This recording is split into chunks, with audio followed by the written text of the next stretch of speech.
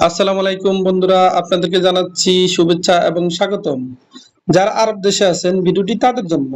আরব দেশে স্বাবলম্বী হতে হলে আরবি ভাষা জানতেই হবে। ময়া, ময়া এর অর্থ ফানি। আমরা বলি ফানি, আরবিতে বলতে হবে ময়া। ময়া তার মানে ফানি। সামাক, সামাক এর অর্থ মাছ। আমরা বলি মাছ, আরবিতে বলতে হবে সামাক। সামাক এর অর্থ মাছ। লাহাম, লাহাম এর অর্থ গোস্ত। আমরা বলি গোস্ত, আরবিতে বলতে হবে লাহাম। দাজাজ এর অর্থ মুরগি, আবার দিজ্জাজ এর অর্থ মুরগি। আমরা বলি মুরগি, আরবিতে বলতে হবে দাজাজ। গানাম, গানাম এর অর্থ ছাগল। আমরা বলি ছাগল, আরবিতে বলতে হবে গানাম। গানাম এর অর্থ ছাগল।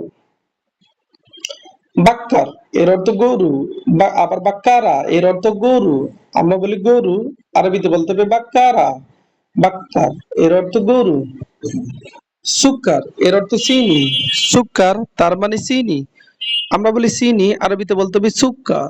সুক্কার এর অর্থ চিনি। হালিব এর অর্থ দুধ। হালিব তার মানে দুধ। আমরা বলি দুধ, আরবিতে বলতে হবে হালিব। বাহার, বাহার এর অর্থ সাগর। আমরা বলি সাগর, আরবিতে বলতে হবে বাহার। বাহার এর অর্থ সাগর। জাবাল এর অর্থ পাহাড়। আমরা বলি পাহাড়, আরবিতে বলতে হবে জাবাল।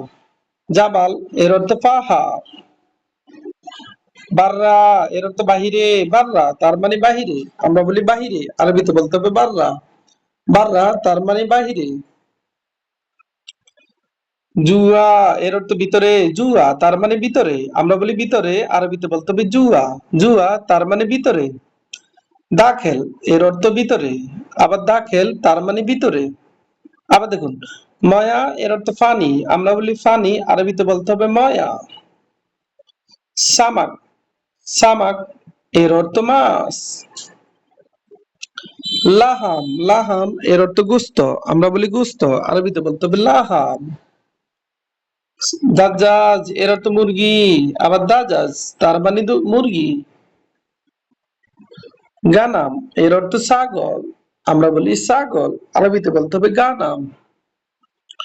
বাক্কার এর অর্থ গরু। বাকারা এর অর্থ গরু। সুক্কার এর অর্থ চিনি। আমরা বলি চিনি, আরবিতে বলতে হবে সুক্কার। হালিব এর অর্থ দুধ। হালিব তার মানে দুধ। বাহার এর অর্থ সাগর। জাবাল এর অর্থ পাহাড়। বাররা এর অর্থ বাইরে। বাররা তার মানে বাইরে। জুয়া এর অর্থ ভিতরে। জুয়া তার মানে ভিতরে। আবার দাখেল এর অর্থ ভিতরে। ভিডিওটা ভালো লাগলে অবশ্যই সাবস্ক্রাইব করুন এবং শেয়ার করুন, ভুল হলে ক্ষমা করবেন।